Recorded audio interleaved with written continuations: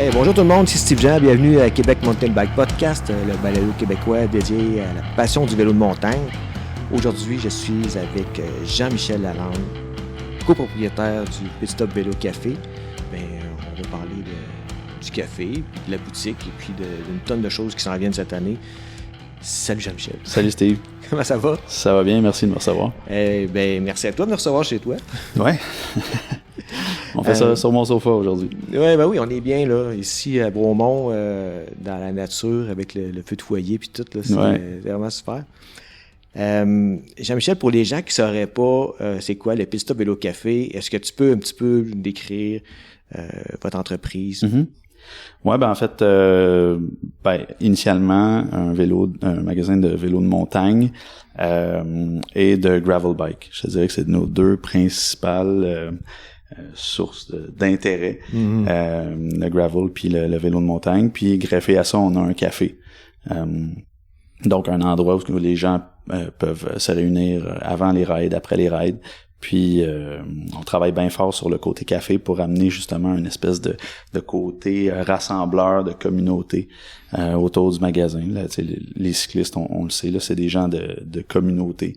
C'est rare que tu fais du vélo tout seul dans ton coin, fait que c'est des gens qui se rassemblent.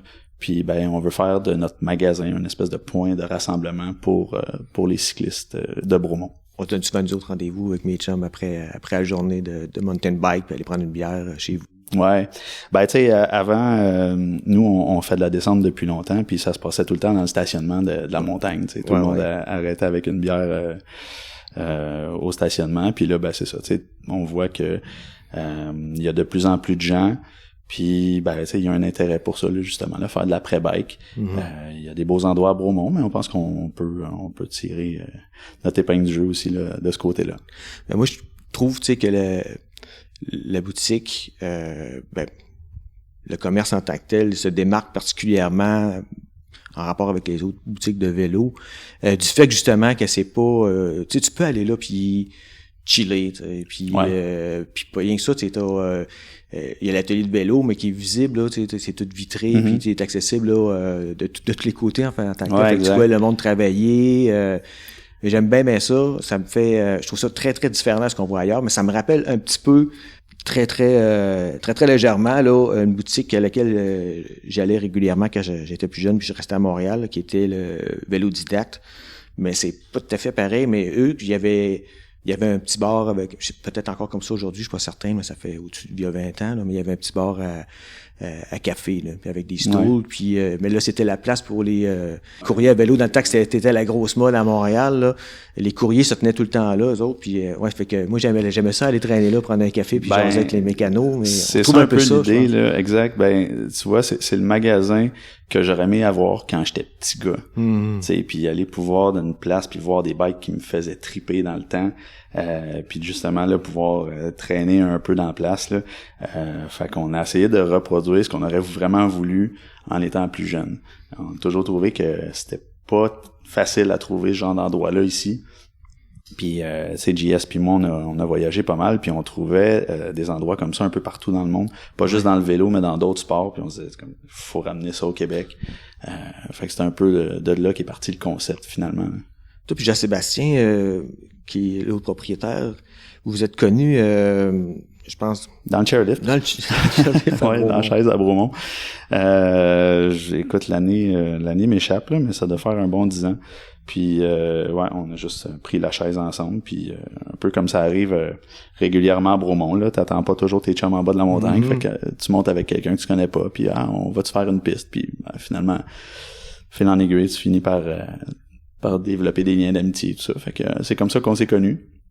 Puis c'est facile quand tu partages la même passion, là. Fait qu'on en sait plein d'idées sur ce que ça devait être le bike shop, puis comment l'aménager, puis même bien avant qu'il voit le jour, on avait déjà une bonne idée de ce que ça devrait être. Pas dans le détail, mais au moins on savait là, écoute, faut que ça soit un endroit justement rassembleur. Faut pas être pincé là, puis avoir le petit polo, tout le monde pareil, puis on veut vraiment faire ça de façon décontractée. Fait que je pense qu'on s'en tire pas trop mal jusqu'à maintenant. Ah ben définitivement, je le vois, moi je vais régulièrement là pour dîner. Ça aussi, on peut aller manger. Ça, c'est une des choses là, qu'on n'a pas mentionné parce que vous avez quand même un comptoir avec. Ouais.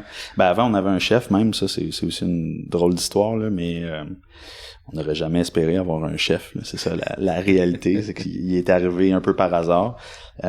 Puis ça aussi, ça nous a fait connaître parce que ce qui a amené comme bouffe au magasin, c'est vraiment exceptionnel. Écoute, je pense pas qu'il y a beaucoup de bike shops dans le monde qui ont cuisiné de la pieuvre sur l'heure du midi. Mais ça pour dire que ouais, on avait un chef là, il a parti sa propre business, mais on fait toujours affaire avec lui pour son côté traiteur. Puis ouais, c'est ça, c'est un peu spécial, mais c'est ça qui a amené aussi le côté différent des autres places. Ah ouais, définitivement. Mais vous avez aussi tenu pendant plusieurs années des soirées pizza l'été, les mercredis. Ouais, avec lui d'ailleurs. Pour cette année, on n'a pas tiré sa plug complètement, mais disons qu'on n'a plus de four à pizza, fait qu'il va falloir se réinventer de ce côté-là. On a des idées. Tant que c'est pas concret, je vais les garder pour moi, mais on a un paquet d'idées là pour faire en sorte que ce soit quand même le fun, puis même façon là que les gens viennent nous voir le soir après le bike. Ben là justement, il y a plus de four à pizza parce que vous avez des gros projets de construction. Là, c'est sûr qu'au moment où on enregistre l'épisode, là, on est encore au mois de mars, puis vous êtes actuellement dans les gros travaux là, de construction. Ouais. Mais lorsque l'épisode sortira, là, ça va être pas mal plus avancé, sinon... J'espère. Il faudrait que ça soit fini. Ouais, c'est ça, on est en train d'agrandir le magasin là, d'un 20 pieds en profondeur là, sur toute la largeur. Puis on va dédier une portion, à peu près la moitié de l'agrandissement pour le café, puis l'autre moitié pour de la mécanique. On veut améliorer le côté mécanique aussi parce que tu vois, on a beaucoup de demandes, puis on réalise qu'on n'a pas tant de place que ça. Puis les mécanos, ben ils se pilent un peu ses pieds. À chaque fois qu'on reçoit des boîtes, c'est un peu fait à travers les gars qui font de la mécanique. Fait que pour corriger certains irritants puis pour faciliter le travail de tout le monde là, c'est pour ça entre autres qu'on agrandit. Puis ben la cour va agrandir aussi là, on a placé 2 conteneurs au fond de la cour pour qu'on puisse aménager une terrasse sur le dessus. Puis avoir des heures d'ouverture différentes aussi. L'enjeu ça a toujours été ça là, quand on faisait des soirées, le bike shop était ouvert à grandeur puis il y avait zéro surveillance. Là ce qu'on veut c'est pouvoir fermer le bike shop mais garder quand même la terrasse ouverte. Oh oui. Ah, ça va être le fun, ça. J'ai bien hâte de voir ça. Ça va être pas mal trippant, je pense. Ouais, ben c'est un beau projet. C'est un projet sur lequel on travaille depuis pas mal longtemps. Puis là, enfin, on a trouvé une formule qui faisait beaucoup de sens. Là, fait qu'on a bien hâte de présenter ça à tout le monde. Au niveau communautaire, là, votre implication s'arrête pas là. Vous faites beaucoup de commandites au niveau des athlètes. Vous avez une équipe de course en cross-country qui s'appelle le Pit Stop Racing Team. Ouais. Ben c'est ça apporte le nom de la boutique, c'est pas nous qui avons mis ça en place. C'est Rebecca là puis son chum là qui ont parti la structure. Nous on apporte une aide à l'équipe de différentes façons, mais c'est pas notre équipe à nous. Là. C'est vraiment très cool par contre qui apporte notre nom. Puis nous, ben de notre côté, on vient plus du monde de la descente, fait qu'on trouvait que c'est important aussi d'avoir une équipe de ce côté-là. Fait que cette année, on part une petite équipe. C'est une équipe qui est pas sur le circuit de la Coupe du Monde, mais sur un circuit amateur, avec des jeunes qui roulent comme des malades. Puis ben qui ont une belle approche du sport, qui sont capables de se présenter comme il faut, puis qui ont du fun aussi. Fait que ça aussi, ça va être pas mal trippant. On parle de combien de membres de cette équipe-là cette année? Cette année, on en a 3 qui vont rouler sur des bikes de downhill qu'on fournit au magasin.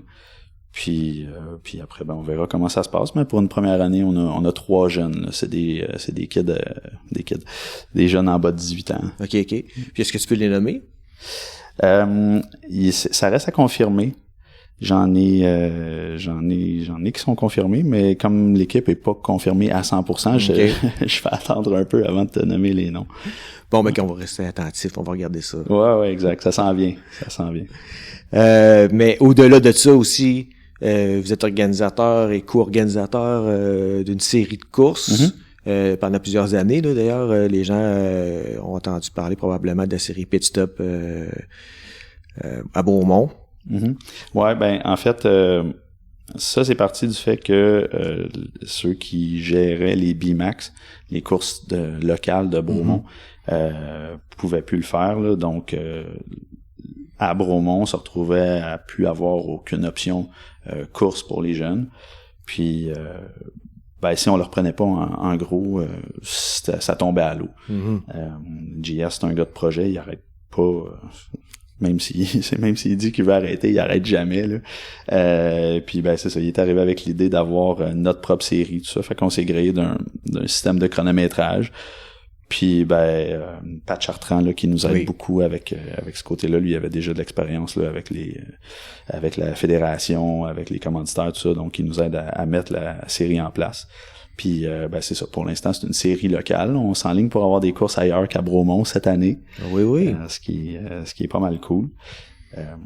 Fait quoi, c'est une petite série qui reste locale, mais avec du gros calibre. Les jeunes aujourd'hui sont complètement fous, puis ils roulent tout bien. Donc ouais, c'est le fun à voir. Ben oui, c'est ça. Lorsque justement on parle de Patrick Chartrand, que j'ai eu une entrevue il y a pas tellement longtemps. Patrick nous avait mentionné justement au niveau de la série qu'il allait avoir des changements cette année. Patrick mentionnait une série plus comprimée, mais plus rassembleuse, avec une offre de service bonifiée. Exact. Ouais, ben l'année passée, on a fait plusieurs courses à Bromont. Tout se passait à Bromont, puis on a senti que ça s'essoufflait un peu, là, que les gens trouvaient que c'était toujours dans les mêmes pistes, toujours les mêmes stages qu'on faisait. Puis l'intérêt était moins grandissant que la première année où on l'a fait. Donc cette année, on voulait avoir une formule un peu différente. On voulait aller ailleurs qu'à Bromont. Donc pour l'instant, on va faire une sortie ailleurs qu'à Bromont. On va aller à Rawdon pour le fameux Rawdon Open, mais qu'on va officialiser. Ce qui était fait un peu par bouche à oreille avant, sans trop de fédération. Là, on va officialiser la patente, rendre l'événement un peu plus gros. Là, puis ça aussi, ça va être pas mal cher. Puis ça va être notre première fois ailleurs qu'à Bromont. Puis à Bromont, ben on fait un événement de week-end sur un week-end complet, festival gravité, avec plusieurs types de courses. On veut un dual slalom. Wow. On veut le championnat québécois de downhill. On veut une course pour les jeunes, pour les enfants en push bike. Puis à travers ça, un whip contest et peut-être un petit peu de airbag là, pour ceux qui veulent prendre de la hauteur. Est-ce qu'il va y avoir un enduro aussi? Ouais, l'enduro, on travaille là-dessus. Ça va être avec le Parc des Sommets qu'on va faire ça. Donc ça va être vraiment des événements séparés, mais celui qu'on fait en descente, c'est pendant l'événement Gravité. Donc c'est ça, le 5, 6 et 7 juillet exact 2024. Mettez ça à votre agenda. Oui, ça va être un genre de festival. C'est ce qu'on souhaite. Ce qu'on souhaite, c'est que quand tu viens à Bromont puis que tu loues une chambre d'hôtel, ben que tu passes un week-end complet vélo puis que t'as envie de revenir en fait. Parce que c'est cool la course de descente, mais tu sais, tous ceux qui sont autour des coureurs mais qui coursent pas trouvent le temps long d'habitude dans ce genre d'événement-là. Fait que là, ce qu'on veut, c'est que la petite famille qui arrive avec ses jeunes enfants puis qui sont pas encore dans l'âge de courser, ben c'est qu'ils puissent avoir du fun aussi sur notre terrain avec notre événement là. Et ça va être vraiment le fun. Ouais, ça va être sharp. Puis on continue avec les courses de soirée. À Bromont. Fait que c'est des courses mi-parcours. Oui. Des petites courses très amicales. Là, puis on a une couple de petits twists cette année. Là. On pense beaucoup à une course chainless, donc sans chaîne. OK. Premier rendu en bas, mais c'est vraiment 100% sur le pilotage là, que c'est basé. Une couple de petits trucs comme ça là, qui s'en viennent. OK, ça va être le fun, ça. Ouais. Ben, ça s'est déjà fait par le passé, puis ça a toujours été fait de façon non officielle, mais à chaque fois, c'était des gros hits. On reprend un peu la formule qui était gagnante avant. Là. OK. Fait que ça, avez-vous une idée du nombre d'événements à ce niveau-là, au niveau des courses de soirée? Qu'est-ce que ça va avoir? On s'enligne pour 3 courses de soirée. OK. Ouais. Cool. Fait que au niveau enduro, downhill? Ça va être du downhill. Du downhill. Ouais. On se cachera pas, là, la simplicité d'une course de downhill est vraiment avantageuse là, pour une organisation. C'est beaucoup plus simple à faire, c'est moins de bénévoles, fait qu'on va, puis c'est pas mal plus le fun. non, je déconne. Les courses d'enduro sont le fun aussi, mais c'est ça, c'est très complexe à mettre en place. Ça croise beaucoup de pistes. On est tout le temps dans le chemin de d'autres gens qui participent pas. Tandis qu'en downhill, ben écoute, tu fermes une piste, premier rendu en bas, that's it. Là, tantôt, tu mentionnais que, bon, vous alliez à Rawdon cet été, mais un peu une raison de ça, c'est que vous avez fait l'acquisition d'un système de chronométrage l'an passé, je pense. Et puis, c'est-tu quelque chose que vous avez l'intention d'offrir des services un peu? À terme, on voudrait pouvoir en faire plus, mais ce qui est complexe, c'est que c'est pas un système simple à opérer. Puis les gens qui veulent le faire, sont pas toujours disponibles.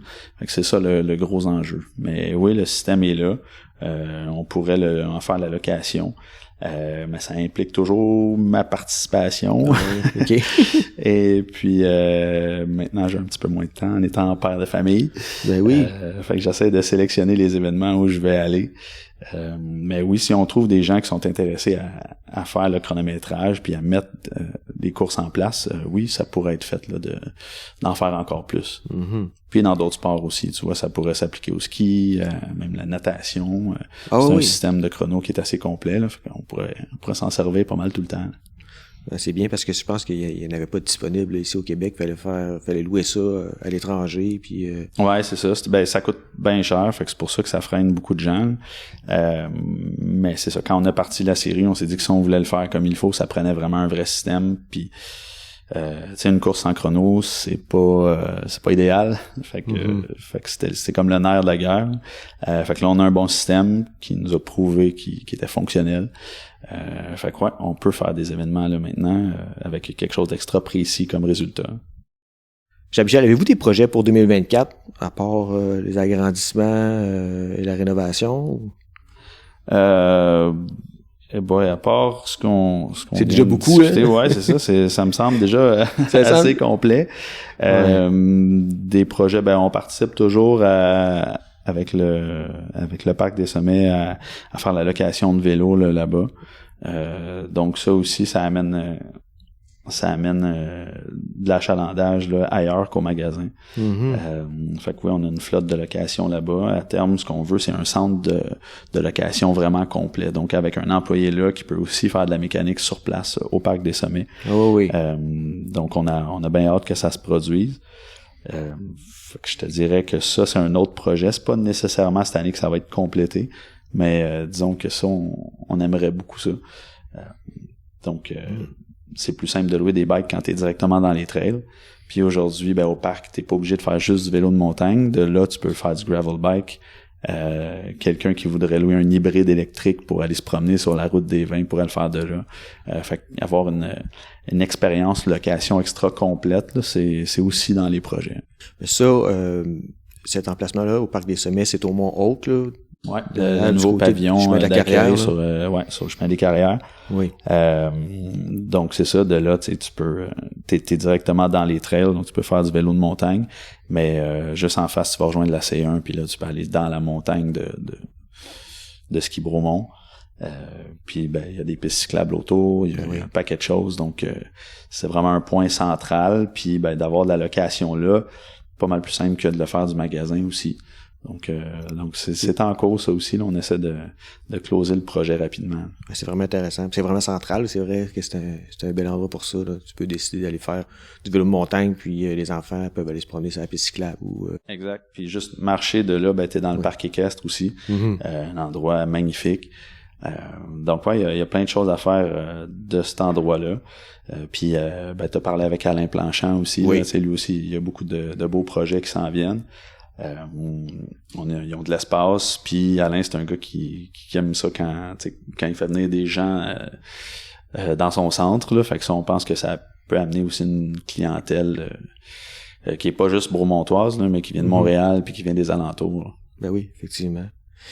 Bon, ben, en tout cas, pour ceux qui connaissent pas le Pit Stop Vélo Café, venez faire un tour, hein, allez voir ça, ce bel endroit-là, puis ou encore aller louer des vélos pour essayer les sentiers du Parc des Sommets au Mohawk. Jean-Michel, y a-t-il autre chose tu penses qu'on n'aurait pas couvert puis que tu aimerais qu'on adresse? Écoute, je pense que ça fait le tour des projets puis de ce qui s'en vient. Ouais. Bel agenda cette année. Oui. Mais rapidement, là, je vois que on n'a pas mentionné le Café Julius qui est un de vos partenaires. C'est encore ouais, c'est encore Julius. C'est des gens de Beaumont avec qui on fait affaire depuis le début. Puis c'est pas juste des partenaires d'affaires, mais c'est aussi des amis dans la vie, là. Donc tu sais, quand tu fais de la business avec des gens puis que ça va bien, tu changes pas ta formule, là. Donc ouais, toujours tu vois, Picnic pour le côté nourriture, Julius pour le café. C'est ça, ils sont là depuis le début, ça se passe bien, donc on continue. On continue comme ça, super. Ben, on vous souhaite bonne chance et puis une belle année 2024 avec tous ces beaux projets-là qui s'en viennent. On va aller continuer à vous visiter puis aller vous voir sur place et lors des événements aussi, là. Ouais, ben c'est ça, on va annoncer les dates de façon officielle sur nos réseaux sociaux. Oui. Au moment où on se parle en ce moment, c'est pas fait encore, là, mais on s'enligne pour le faire très prochainement. Ben, suivez ça, puis justement, les gens qui veulent avoir plus d'informations, on peut suivre le Pit Stop Vélo Café sur Facebook, sur Instagram. Ouais, c'est les deux plateformes là, sur lesquelles on travaille le plus. C'est simple, en tapant Pit Stop Vélo Café, vous allez le trouver. Parfait. Ben, merci beaucoup, Jean-Michel. Merci, Steve. Merci tout le monde d'avoir écouté l'épisode. Si vous avez aimé, s'il vous plaît, allez liker et puis abonnez-vous afin de rester informé de l'apparition des prochains épisodes. Puis surtout, n'hésitez pas à partager à vos amis, de faire connaître le podcast. Et puis vous pouvez communiquer avec moi sur Instagram ou sur Facebook à QCMTB Podcast. Et puis, à la prochaine!